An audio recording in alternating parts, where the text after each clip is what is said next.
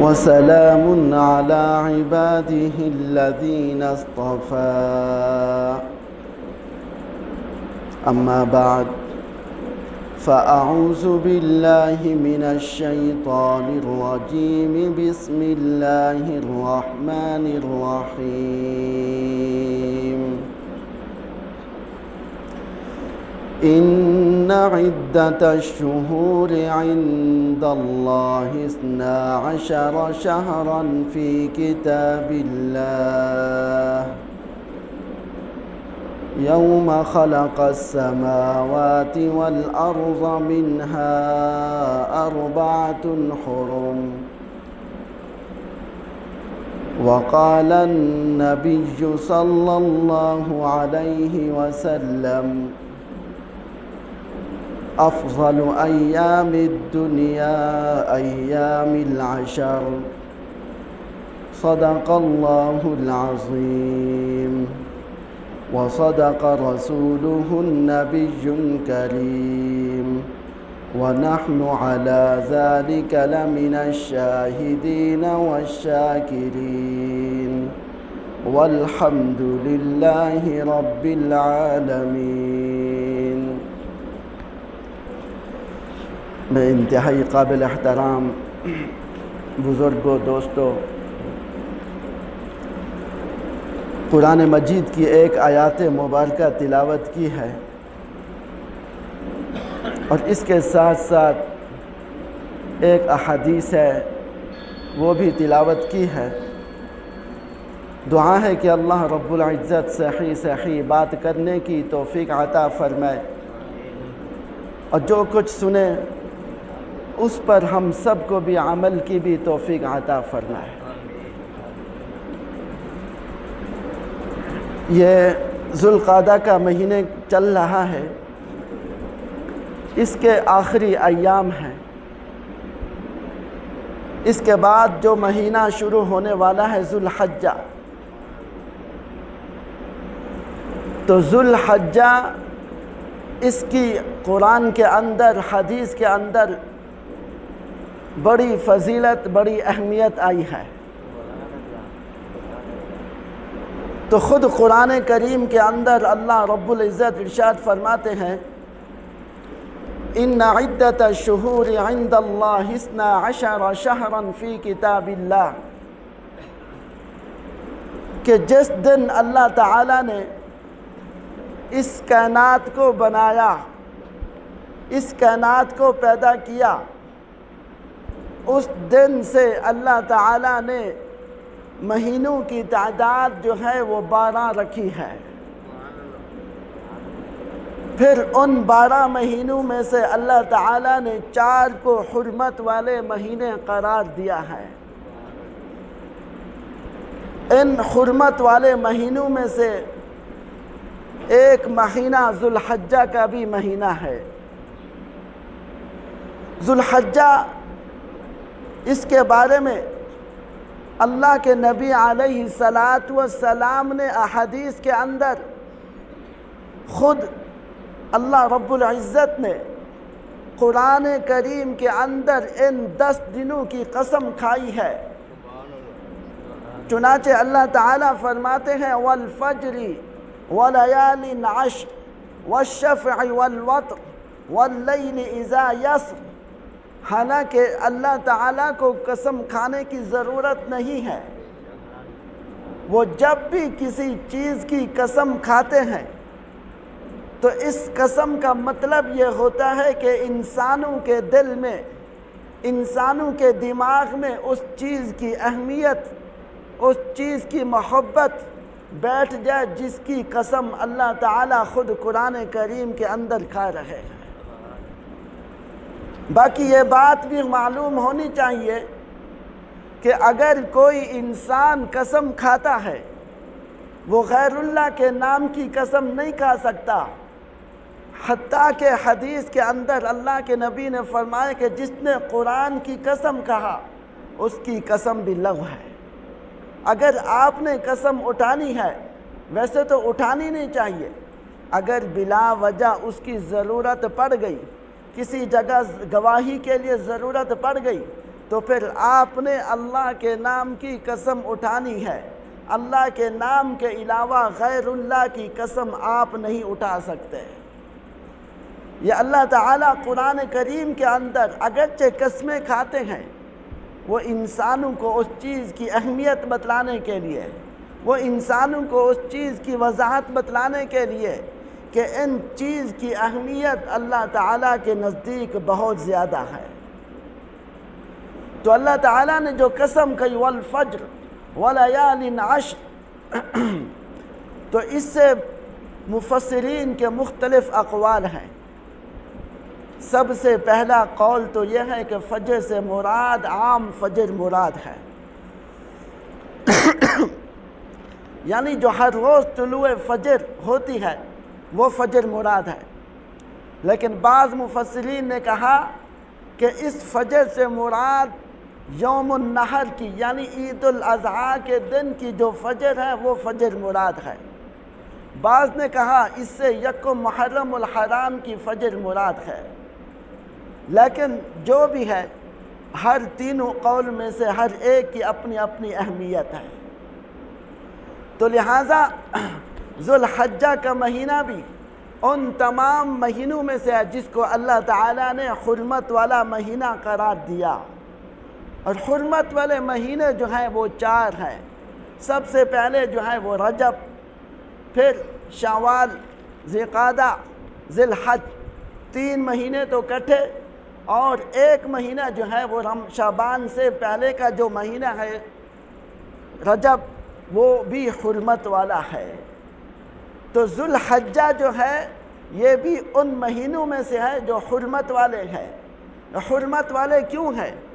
اسی لیے کہ اللہ تعالیٰ نے جب یہ کائنات بنائی، جب اس دنیا کو بنایا، تو اس وقت اللہ تعالیٰ نے ان مہینوں کے اندر ہر قسم کی لڑائی کو، ہر قسم کے جھگڑے کو حرام قرار دے دیا تھا۔ تو اس وجہ سے ان مہینوں کو حرمت والا مہینہ کہا جاتا ہے۔ یہ شروع اسلام کے اندر یہ حکم تھا، لیکن بعض جب وقت گزرتا گیا تو اللہ کے نبی علیہ السلام نے اللہ کے حکم سے اس حکم کو منسوخ کر دیا کہ اب اگر کافر اس مہینوں کے اندر آپ سے لڑائی کرنا چاہتے ہیں، آپ ان کے ساتھ جہاد کریں، آپ کو اللہ تعالیٰ نے اجازت دے دی۔ یہ حکم تو ایک منسوخ ہو گیا۔ دوسری وجہ یہ ہے کہ ہم ان مہینوں کو حرمت والا مہینہ اس وجہ سے کہتے ہیں کہ انسان ان مہینوں کے اندر جو بھی عبادت کرتا ہے وہ باقی ایام میں سے، باقی مہینوں میں سے اس کو ثواب زیادہ ملتا ہے۔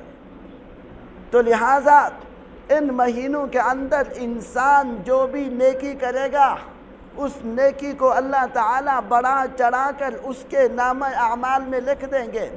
تو ہمیں یہ بھی یاد رکھنا چاہیے کہ جس طرح نیکیوں کے اندر اضافہ ہوتا ہے، اسی طرح اگر کوئی انسان برائی کرتا ہے، گناہ کے کام کرتا ہے، تو جس طرح نیکیوں اضافے کے ساتھ لکھی جاتی ہیں، تو اسی طرح وہ گناہ، وہ برائی جو انسان کر رہا ہے وہ بھی اضافے کے ساتھ لکھی جاتی ہے۔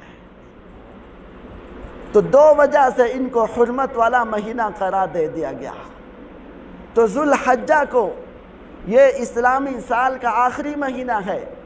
تو یہاں سے علماء یہ کہتے ہیں کہ جس طرح ذوالحجہ کا اختتام ہونے والا ہے، سال کا اختتام ہو رہا ہے، اسی طرح انسان ایک دن آئے گا تیری زندگی کا بھی اختتام ہو جائے گا، ایک دن آئے گا تیری زندگی کی بھی شام ہو جائے گی۔ تو جس طرح اللہ تعالیٰ نے یہ مہینے بنائے، یہ وقت بنائے، یہ دن رات بنائے، یہ انسانوں کے سمجھنے کے لیے، تاکہ انسان اپنے وقت کو صحیح معنوں میں خرچ کر سکے، اپنے وقت کو صحیح مصرف میں خرچ کر سکیں۔ تو اس وجہ سے اللہ تعالیٰ نے ان مہینوں کو، ان دنوں کو، ان راتوں کو بنایا ہے۔ تو ذوالحجہ کا جو مہینہ ہے، اس کو ذوالحجہ اس وجہ سے کہتے ہیں کہ انسان اس مہینے کے اندر چند عبادتیں ہیں، جو بڑی بڑی عبادتیں ہیں، وہ انسان سر انجام دیتا ہے۔ تو سب سے بڑی عبادت جو انسان کرتا ہے وہ حج جیسی عظیم عبادت ہے۔ کیوں کہ ذی الحجہ کے جو پہلے 10 دن ہے تو ان 10 دنوں کے اندر انسان وقوف عرفہ کرتا ہے، یوم عرفہ کرتا ہے، اور حج کی نیت سے مکہ المکرمہ جاتا ہے، حج کرتا ہے۔ تو اس وجہ سے اس مہینے کو ذو الحجہ کا مہینہ کہا گیا۔ اور حج کی بڑی فضیلت ہے۔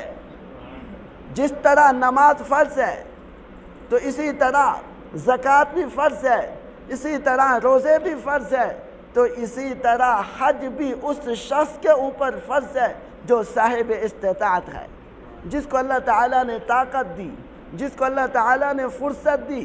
وہ طاقت ہونے کے باوجود اگر حج نہیں کرتا، فرصت ہونے کے باوجود وہ حج نہیں کرتا، وہ صاحب استطاعت ہونے کے باوجود حج نہیں کرتا، تو اس شخص کو بھی اسی طرح گناہ ملے گا جس طرح ایک نمازی کو نماز چھوڑنے کے اوپر گناہ ملتا ہے۔ تو لہٰذا تو جب ہم اسلام لاتے ہیں، تو جب ہم ایمان لاتے ہیں، تو جب ہم کلمہ پڑھتے ہیں، تو شروع میں ہمیں جو ارکان سکھائے جاتے ہیں وہ 5 ارکان ہیں، وہ 5 فرائض ہیں۔ تو ان میں سے حج بھی ایک فرض ہے، یہ صاحب استطاعت کے اوپر فرض ہے۔ اور دوسری بڑی عبادت جو انسان ان دنوں کے اندر کرتا ہے وہ یوم النحر، ایام تشریق بھی ہے، یعنی قربانی کا عمل جو انسان قربانی کرتا ہے وہ بھی ان 10 دنوں کے اندر، اس ذو الحجہ کے مہینے کے اندر یہ عبادت بھی سر انجام دیتا ہے۔ تو اس وجہ سے اس مہینے کی عظمت، اس مہینے کی حرمت باقی مہینوں سے زیادہ ہے۔ جو حدیث تلاوت کی، اس حدیث کے اندر اللہ کے نبی علیہ السلام نے فرمایا کہ افضل الایامی، کہ یہ جو ایام ہے، یہ 10 دن، یہ دنیا کے بہترین دنوں میں سے ہیں، دنیا کے بہترین دنوں میں سے ہے۔ تو پھر ایک سوال پیدا ہوتا ہے کہ دوسری حدیث کے اندر اللہ کے نبی علیہ السلام نے ارشاد فرمایا کہ رمضان کا جو آخری عشرہ ہے، اس کے جو دن ہیں وہ سب سے افضل ہیں۔ تو علماء نے واضح جواب دے دیا کہ دنوں کے اعتبار سے جو افضل دن ہیں وہ ذو الحجہ کے 10 دن ہیں، راتوں کے اعتبار سے جو بہترین راتیں ہیں وہ رمضان کے آخری عشرے کی راتیں ہیں۔ تو لہٰذا اگر کوئی انسان اس 10 دنوں کے اندر کوئی بھی عبادت کرتا ہے تو اس شخص کو اسی طرح ثواب ملتا ہے کہ گویا کہ وہ رمضان المبارک کے دنوں کے اندر عبادت کر رہا ہے۔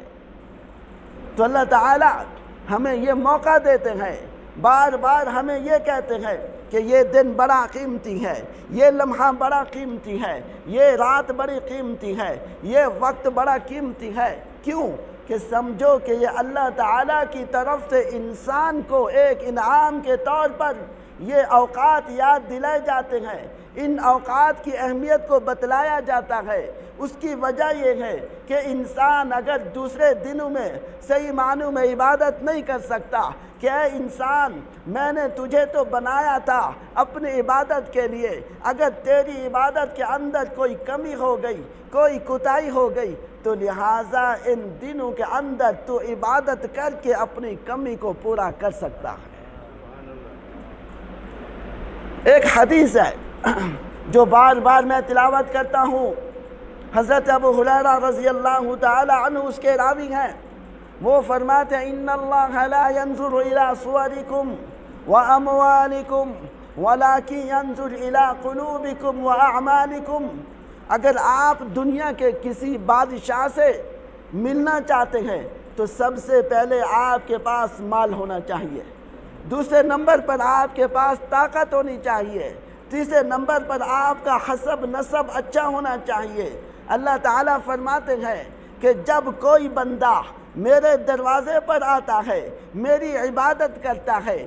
اللہ فرماتے ہیں لا ينظر الى صورکم، میں اس بندے کی صورت کو نہیں دیکھتا جو بندہ میرے گھر آتا ہے، میرے مسجد میں آتا ہے، ولا اموالکم، میں اس کے مال کی طرف بھی نہیں دیکھتا، ولکن ينظر الى قلوبکم واعمالکم، میں تو دیکھتا ہوں اس کے دل کی طرف، میں تو دیکھتا ہوں اس کے اعمال کی طرف، کہ اس کے دل کے اندر میری محبت کتنا ہے، اس کے دل کے اندر میرے اعمال کی محبت کتنا ہے۔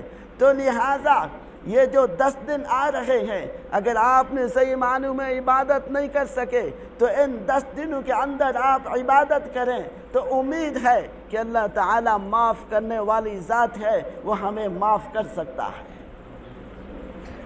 تو ایک حدیث کے اندر فرمایا ما من ایام عمل صالح، کہ ان 10 دنوں کے اندر جو انسان عبادت کرتا ہے ان کی اہمیت اتنا ہے کہ صحابہ کرام رضوان اللہ تعالی علیہم اجمعین سوال کرتے ہیں، اے اللہ کے نبی، جو جہاد کرے کیا یہ جو 10 دن کے اندر عبادت کرے گا یہ جہاد سے بھی افضل ہے؟ یہ جہاد سے بھی افضل ہے؟ اللہ کے نبی علیہ السلام نے کیا فرمایا؟ آپ نے فرمایا کہ یہ جو 10 دن ہے ہاں یہ جہاد سے بھی افضل ہے، الا رجل خروج فی نفسه فی مالی ولم یرجع بشیء ذالک، کہ ایک شخص اپنی جان کے ساتھ، اپنے مال کے ساتھ جہاد کے لیے جاتا ہے، جہاد کے لیے نکلتا ہے، ولم یرجع، وہ نہیں لوٹتا، وہ شہید ہو جاتا ہے، شہادت اس کو ملتی ہے، یہ عمل زیادہ ہے، لیکن جو 10 دن ہے یہ اس سے بھی زیادہ اہمیت کے حامل ہے۔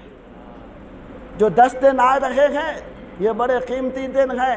علماء نے فرمایا کہ ان 10 دنوں کے اندر جتنا اللہ نے آپ کو فرصت دی، جتنا طاقت دی کہ آپ ان 10 دنوں کو مسجدوں کے اندر گزاریں، جو شخص 10 دن صحیح معنوں میں گزارتا ہے، بقیہ جو ایام ہے وہ بھی اللہ تعالیٰ اس کے صحیح معنوں میں گزارنے کی اس کو توفیق عطا فرماتے ہیں۔ کیونکہ ہم جو بھی عمل کرتے ہیں، نیکی کریں، یہ اللہ کی توفیق سے ہوتی ہے۔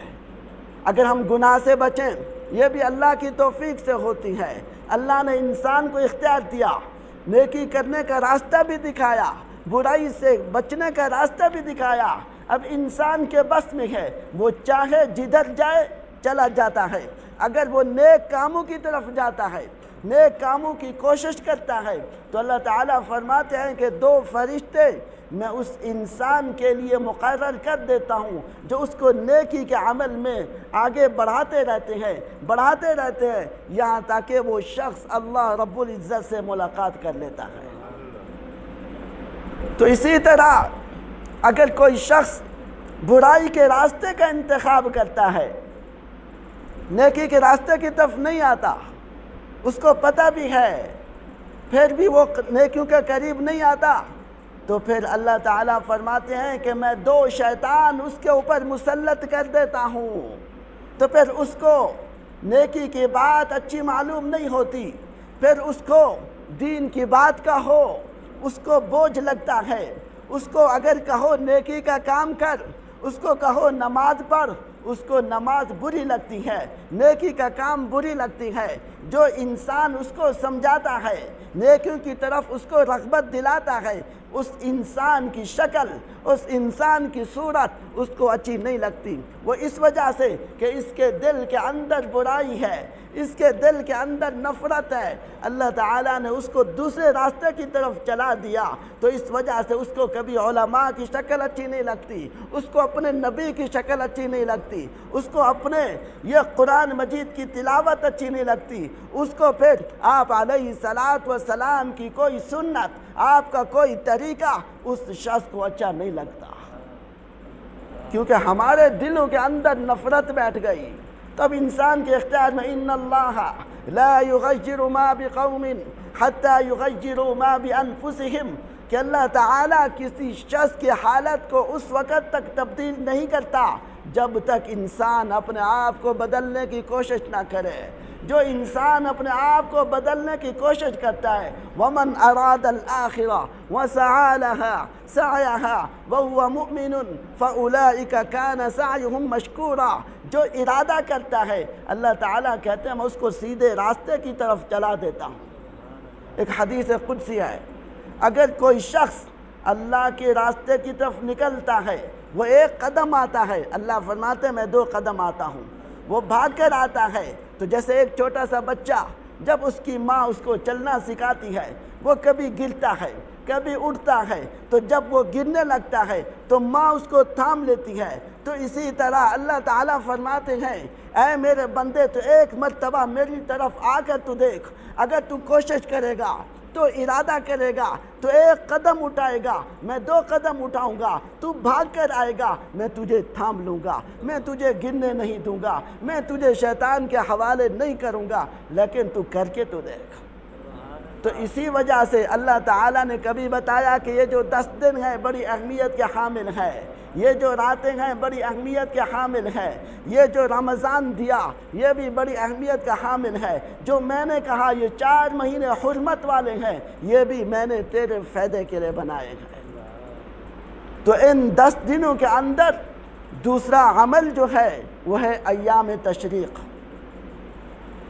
ان 10 دنوں کے اندر اگر کوئی انسان زندہ رہتا ہے تو ایام تشریق پاتا ہے تو اس کو صدا بلند کرنے کا حکم دیا گیا۔ اللہ کے نبی علیہ السلام نے ارشاد فرمایا کہ کوئی مومن مسلمان مرد جو اس ذوالحجہ کے مہینے میں زندہ رہتا ہے اس کو چاہیے کہ وہ ہر نماز کے بعد 9ویں ذوالحجہ سے لے کر 13 کی ذوالحجہ کی شام تک ہر نماز کے بعد تکبیر کہے، اللہ اکبر اللہ اکبر لا الہ الا اللہ واللہ اکبر وللہ الحمد۔ وہ مرد ہے تو مسجد میں بلند آواز سے یہ تکبیر کہے گا، اگر عورت ہے تو وہ آہستہ آواز سے یہ تکبیر کہے گی۔ اور اللہ تعالیٰ نے آپ علیہ السلام کے ذریعے فرمایا کہ اس مہینے کے اندر اگر کوئی بھی نیک عمل کرتا ہے تو اللہ تعالیٰ اس نیک عمل کو بڑھا چڑھا کر قیامت کے دن پیش کریں گے۔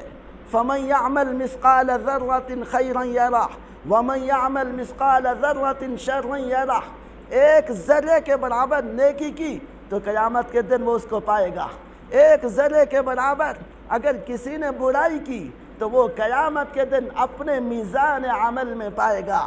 آپ کو یاد رکھنا چاہیے دنیا کے اندر اگر کسی مسلمان کو تکلیف ہوتی ہے، پریشانی ہوتی ہے تو اس کے رشتہ دار، اس کے قریبی دوست احباب سارے اس کی تکلیف کو دور کرنے کی کوشش کرتے ہیں، اس کی مصیبت کو ختم کرنے کی کوشش کرتے ہیں۔ تو ایک دن آتا ہے وہ تکلیف ختم ہو جاتی ہے، لیکن یاد رکھنا آخرت کی تکلیف ایسی تکلیف ہے کہ اس دن کوئی کسی کے کام نہیں آئے گا۔ خود قرآن کے اندر فرماتے ہیں یوم یفر المرء من اخیہ وامہ وابی وصاحبتہ وبنی، سب سے پہلے انسان کی جو تکلیف دور کرنے کی کوشش کرتا ہے وہ اس کے ماں باپ ہیں، جو اس کے بعد جو آتا ہے وہ اس کے دوست احباب ہیں، اس کے بعد جو ہے وہ معاشرہ ہے۔ تو اللہ تعالیٰ نے بتا دیا کہ دنیا کے اندر تو جو کچھ بھی کرے گا اس کا بدلہ تجھے آخرت میں ملے گا۔ اگر تو نے اپنے آپ کو ہلاکت میں ڈالا تو یاد رکھنا قیامت کے دن تمہیں کوئی عذاب سے نہیں بچا سکتا۔ یہ بھی اس آیات کے اندر ہے فَلَا تَظْلِمُوا فِيهِنَّ أَنفُسَكُمْ، جس آیات کے اندر اللہ تعالیٰ نے فرمایا کہ حرمت والے مہینے 4 ہیں، اس آیات کے اندر اللہ فرماتے ہیں فَلَا تَظْلِمُوا، تم اپنے جانوں کے اوپر ظلم مت کرو۔ ظلم کیا ہے؟ یہ نہیں کہ ہم کسی کو مار دیں، یہ نہیں کہ ہم کسی کا مال چوری کر دیں، یہ نہیں کہ ہم ڈکیٹی مار دیں۔ اس ظلم سے مراد یہ ہے کہ تم گناہوں کے قریب نہ جاؤ، تم گناہوں کے قریب نہ جاؤ۔ جو انسان گناہوں کے قریب جاتا ہے وہ بھی اپنے آپ کے اوپر ظلم کرتا ہے۔ تو ان 10 دنوں کی بڑی فضیلت آئی ہے، بڑی اہمیت آئی ہے، تو لہٰذا جو شخص ان 10 دنوں کے اندر جتنا عبادت کرے کر سکے، تو پھر فرمایا کہ ان 10 دنوں کے روزہ جو ہے وہ اگر انسان رکھنا چاہے اس کو روزے کو ضرور رکھے۔ آپ علیہ السلام نے فرمایا ایک حدیث کے اندر کہ جو شخص ایک دن کا روزہ رکھتا ہے ان دنوں کے اندر، آپ علیہ السلام نے فرمایا کہ میں اللہ سے امید کرتا ہوں کہ اس کے 1 سال کے گناہ سابقہ اور 1 سال کے گناہ جو آنے والا ہے اس کے گناہوں کو اللہ تعالیٰ معاف فرما دیتے ہیں، معاف فرما دیتے ہیں۔ اگر آپ ان 10 دنوں کے اندر روزہ نہیں رکھ سکتے تو حضرت عائشہ صدیقہ رضی اللہ تعالی عنہ فرماتی ہیں اگر 10 دنوں کے اندر روزہ نہیں رکھ سکتے کم سے کم یوم عرفہ کا یعنی 9 ذو الحجہ کا روزہ تو ہر مومن کو، ہر مسلمان کو جو نبی کا امتی ہے، جو اپنے آپ کو مومن کہتا ہے، جو اپنے آپ کو مسلمان کہتا ہے، تو 9 ذو الحجہ کا روزہ تو رکھ ہی لینا چاہیے۔ یہ حضرت عائشہ کا قول ہے۔ تو پھر اس کے ساتھ ایک حکم یہ بھی ہے کہ جو شخص قربانی کا ارادہ کرے، قربانی رکھنا چاہتا ہے، تو اس کو چاہیے کہ وہ اپنے بالوں کو، اپنے ناخنوں کو نہ کٹوائے۔ یہ ایک مستحب عمل ہے۔ مستحب یعنی کیا ہے؟ مستحب کریں گے تو ثواب ملے گا، نہیں کریں گے تو اس کے اوپر کوئی سزا جزا نہیں ہے۔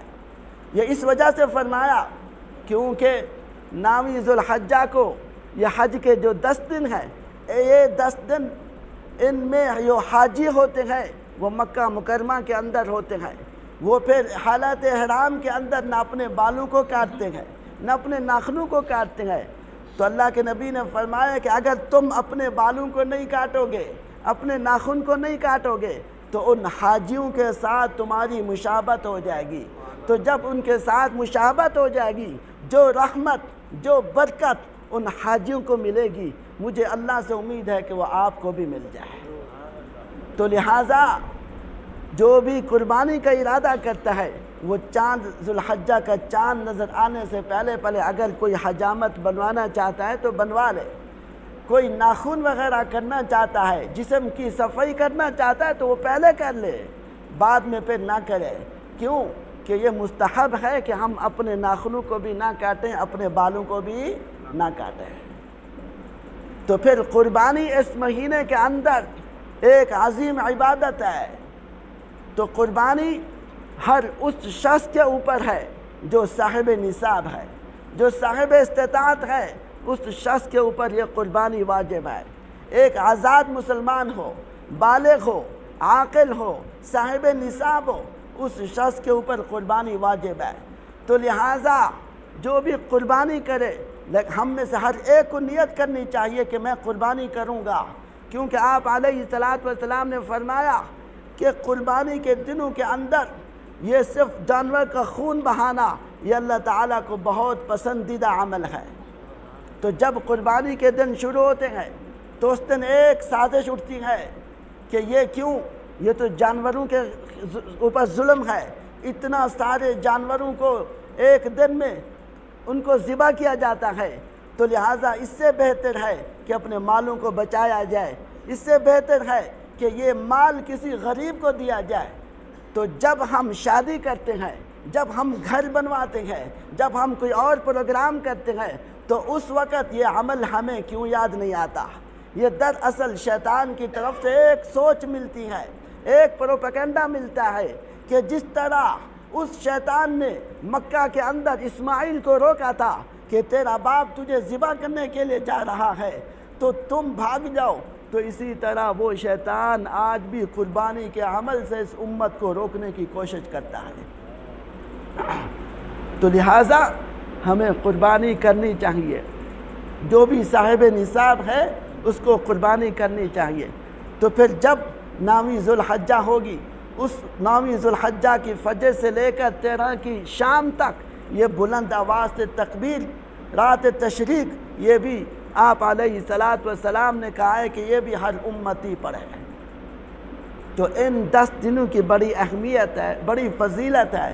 تو لہٰذا ہم اپنے آپ کو گناہوں سے بچائیں، ہم اپنے آپ کو جتنا ہو سکے اللہ تعالیٰ کی عبادت کریں، راتوں کے اندر بھی ہو سکے تو 2 رکعت 4 رکعت 6 رکعت جتنا آپ سے ہو سکے اس کی تہجد کی پابندی کریں، کیونکہ حدیث کے اندر فرمایا جو شخص ان راتوں کے اندر عبادت کرتا ہے گویا کہ وہ ایسا ہے جیسے اس نے شب قدر کے اندر عبادت کی۔ شب قدر کی بڑی اہمیت فضیلت ہے جو 1000 مہینوں سے افضل ہے، تو لہٰذا اس راتوں کے اندر بھی ہمیں تہجد پڑھنی چاہیے، قرآن کی تلاوت کرنی چاہیے، دنوں کو روزہ رکھنا چاہیے، راتوں کو اللہ تعالیٰ کے ہاں عبادت کرنی چاہیے۔ دعا ہے کہ اللہ رب العزت جو کچھ سنا ہم سب کو اس پر عمل کرنے کی توفیق عطا فرمائے، اور یہ جو ایام آ رہے ہیں بار بار ہماری زندگی میں اس کو لانے کی توفیق عطا فرمائے۔ وآخر دعوانا ان الحمدللہ رب العالمین۔ سنت ادا کریں۔